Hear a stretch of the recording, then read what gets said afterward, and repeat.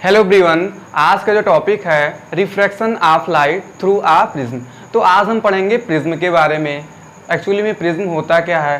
When the ray of light pass through a prism then what happened. जब कोई प्रकाश की किरण किसी प्रिज्म से गुजरती है तो एक्चुअली में क्या होता है। तो सबसे पहले हम जानेंगे प्रिज्म के बारे में। प्रिज्म क्या होता है। प्रिज्म एक ट्रायंगुलर शेप होता है। प्रिज्म क्या होता है, एक होता है, इसका जो फिगर होता है वो एक ट्रायंगुलर स्ट्रक्चर होता है और यहाँ पे जो एंगल ये है उसको कहते हैं angle of prism. Angle of prism होता है, इसको क्या बोलते हैं, ये होता है बेस। नीचे वाले सरफेस को बेस कहते हैं। ये आपका 2D स्ट्रक्चर है और अच्छे से समझने के लिए एक फिगर और बनाते हैं। जैसे कि यहाँ पे देख रहे हैं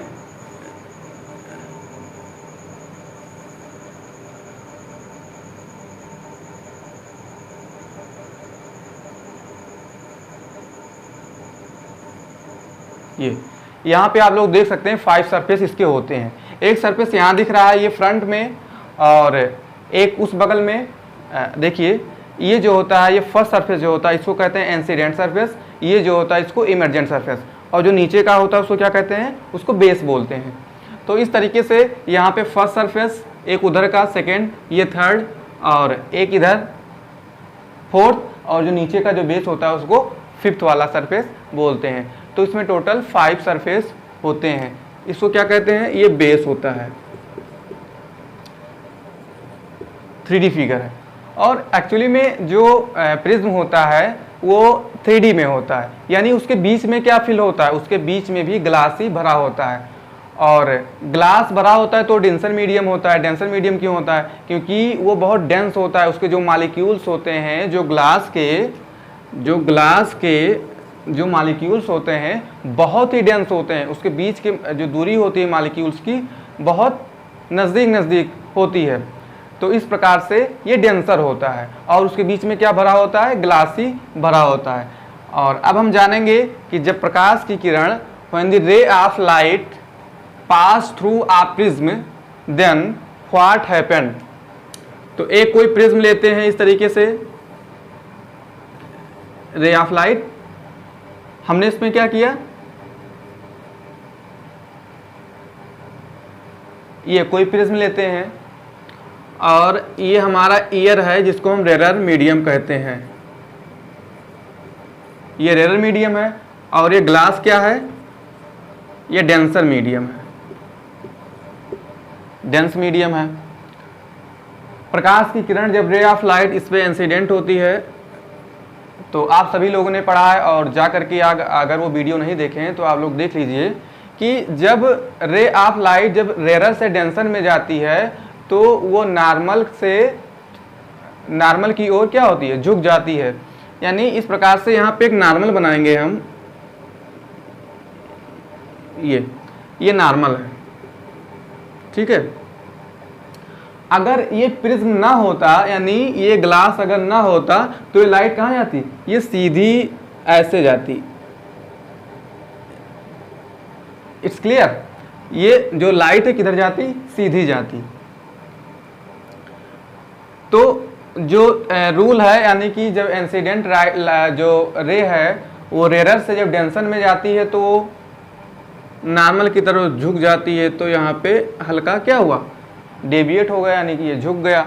अब यहाँ पर भी एक नॉर्मल बनेगा, यहाँ पर भी एक नॉर्मल बनेगा, ये यहाँ पर भी एक नॉर्मल हो गया। अब यहाँ पे कौन सी घटना हो रही है, कौन सा केस है यहाँ पे, तो यहाँ पर भी डेंसर से रेरर में जा रही है। जो लाइट है कहाँ पे, डेंसर से रेरर में जा रही है। और जब डेंसर से रेरर में जाती है लाइट तो क्या होती है, वो नॉर्मल से थोड़ा डेविएट हो जाती है, थोड़ा दूर भागती है। यानी इस तरीके से ये नॉर्मल से थोड़ा दूर हट जाती है। इसको क्या कहते हैं, इसको इमर्जेंट लाइट कहते हैं, इमर्जेंट रे, ठीक है। इसको क्या कहेंगे, incident ray. When the ray of light incident the surface of prism, जब प्रिज्म के सरफेस पे रे ऑफ लाइट जब इंसिडेंट होती है तो उसको जाना चाहिए सीधे। अगर ये प्रिज्म ना होता तो ये लाइट किधर जाती, सीधी जाती। लेकिन ये ग्लास में पास होने के कारण ये नॉर्मल से थोड़ा यानी नॉर्मल की ओर ये झुक जाती है, और झुकने के बाद में फिर ये जब बाहर निकलती है, यानी ग्लास से जब ये रे बाहर निकलती है तो ये डेंसर से रेयर हो जाता है। ग्लास यानी डेंसर और रेयर यानी ईयर। तो जब डेंसर से रेयर हो जाता है तो क्या हो जाता है, वो इमर्जेंट लाइट उसको कहते हैं, और वो नॉर्मल से थोड़ा दूर हट जाती है। तो इस तरीके से हम ये जान सकते हैं। अब यहाँ बच्चों देखिए, यहाँ पे ये आई है इंसिडेंट एंगल है, और इसको बोलते हैं इमरजेंट एंगल। ये इंसिडेंट एंगल और ये इमरजेंट एंगल। और आप सभी लोगों को थोड़ा ध्यान देना होगा। यहाँ पे देखिए, ये लाइट अगर प्रिज्म में ना होती तो क्या होती, ये रे सीधे जाती। जो डॉटेड लाइन से दिखाया गया है ये लाइन सीधे जाती। तो इन दोनों का जो इंटरसेक्शन हो रहा है, यहाँ पे जो इंटरसेक्ट ये दोनों कर रही है, यहाँ पे एक एंगल बन रहा है। इसको हम डेल से डिनोट करते हैं, इसको कहते हैं डेविएशन एंगल। क्या बोलेंगे, डेविएशन एंगल, जो कि हम डेल से डिनोट करते हैं। जो कि किससे डिनोट करते हैं, डेल से। बना दे रहे हैं आप लोगों को दिखाने के लिए।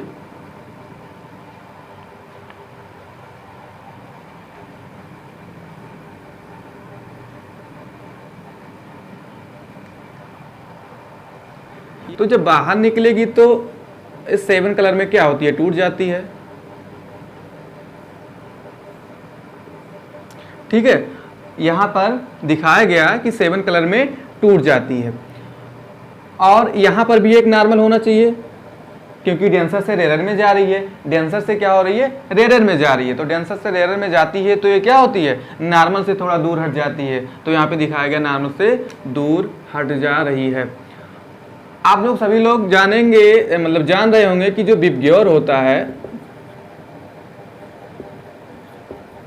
विबग्योर में जो वायलेट होता है सबसे नीचे होता है, रेड जो होता है सबसे पहले, ऑरेंज रेड के नीचे, फिर येलो, और फिर ग्रीन, फिर क्या है इंडिगो, और फिर वायलेट। इस तरीके से इसकी सीरीज होती है।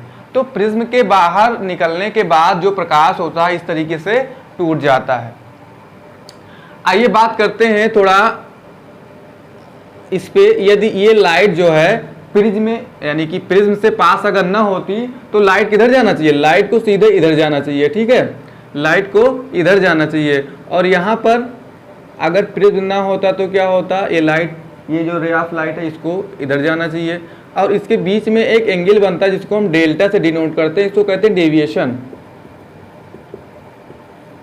क्या बोलेंगे इसको, डेविएशन। डेविएशन का मतलब होता है जब प्रकाश की किरण जो होती है जब इमरजेंट होती है, ये सारी की सारी किरण जो है इमरजेंट हुई है, इमरजेंट लाइट इसको बोलते हैं, इमरजेंट लाइट। तो डेविएशन यहाँ पे ये बताता है कि कौन सा जो कलर है वो सबसे ज्यादा यहाँ पे झुक रहा है, यानी नॉर्मल से दूर भाग रहा है। तो यहाँ पे आप लोग देख सकते हैं कि जो वायलेट कलर है ये, इसका जो डेविएशन एंगल है बहुत ज़्यादा है, यानी सबसे ज़्यादा ये झुक रहा है। तो इसका क्या कारण है, इसका कारण ये है, आइए इसको हम जानते हैं।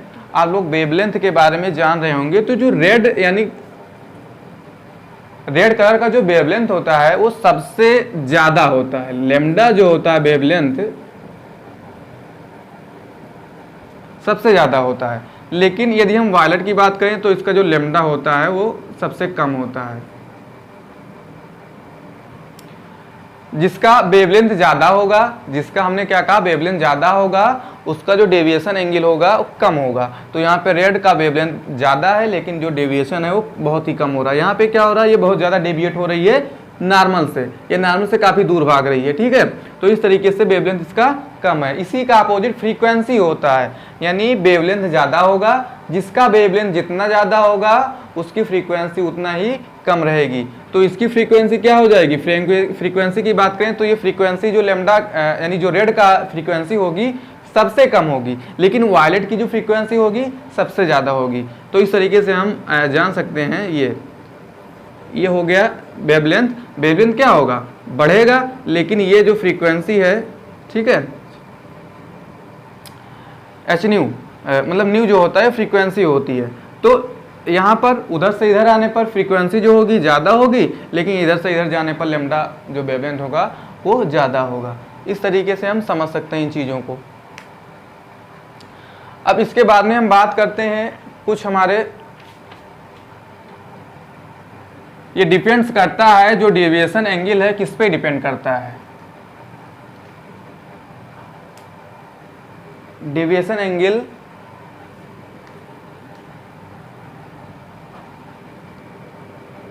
Del depend on some point.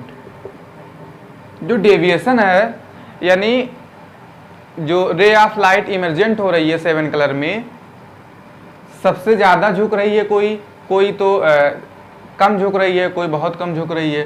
तो उसका क्या कारण है? बहुत सारे फैक्ट हैं, अभी हम बताएंगे। तो सबसे पहला फैक्ट है रिफ्रैक्टिव इंडेक्स।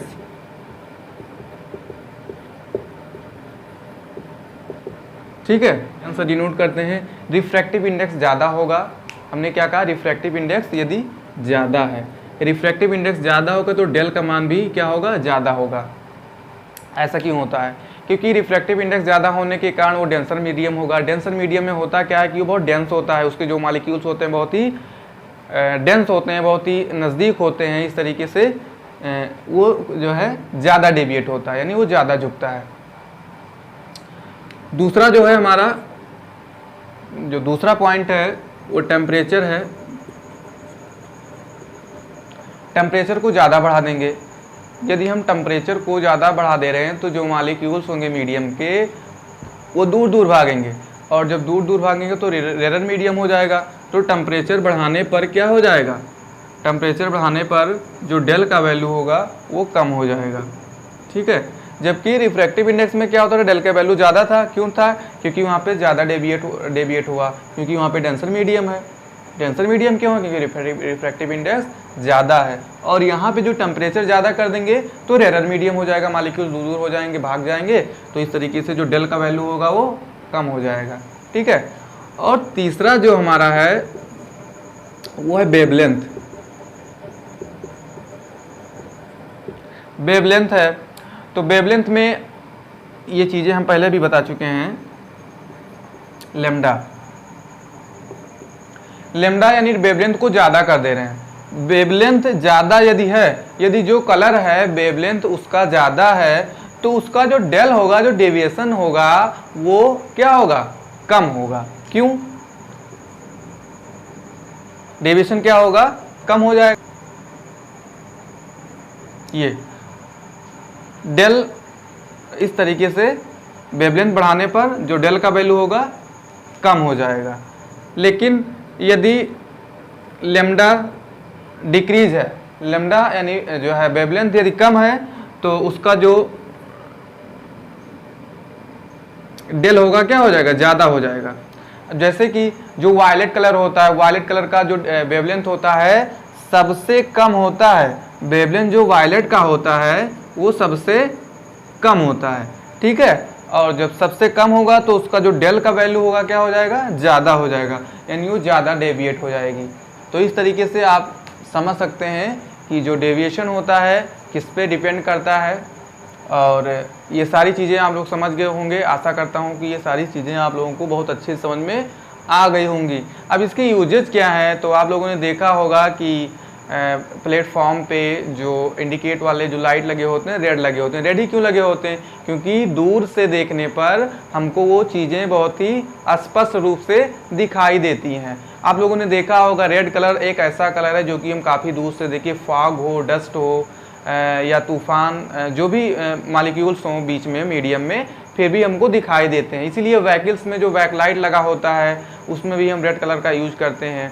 तो क्यों करते हैं? क्योंकि उसका वेवलेंथ ज़्यादा होता है, फ्रीक्वेंसी कम होती है। अब आप लोग जान रहे हैं कि आप लोग पढ़ेंगे आगे कि जिसका वेवलेंथ ज़्यादा होता है। अब देखिए यहाँ पे ये वेवलेंथ यहाँ पे क्या है? लैम्डा ज़्यादा है यहाँ पे, तो फ्रीक्वेंसी का वैल्यू क्या है? फ्रीक्वेंसी कम है, यहाँ पे फ्रीक्वेंसी कम है। लेकिन यदि यहाँ पे लैम्डा को यानी जो वेवलेंथ है कम कर दिया जाए, देखिए वेवलेंथ इसके बीच की दूरी, इसी को बोलते हैं वेवलेंथ। ये लैम्डा है ये, तो यहाँ पे क्या देखने को मिल रहा है कि लेमडा कम है, जो फ्रीक्वेंसी तो बढ़ रही है लेकिन लेमडा का वैल्यू कम है। तो इस तरीके से आप लोग जान सकते हैं कि जिसका वेवलेंथ ज़्यादा होता है उसका फ्रीक्वेंसी कम होता है, और जिसका फ्रीक्वेंसी कम होता है उसका जो डेविएशन होता है वो ज़्यादा होता है, सॉरी डेविएशन जो होता है वो कम होता है। ठीक है, तो ये सारी चीज़ें समझ में आ गई होंगी। तो थैंक यू।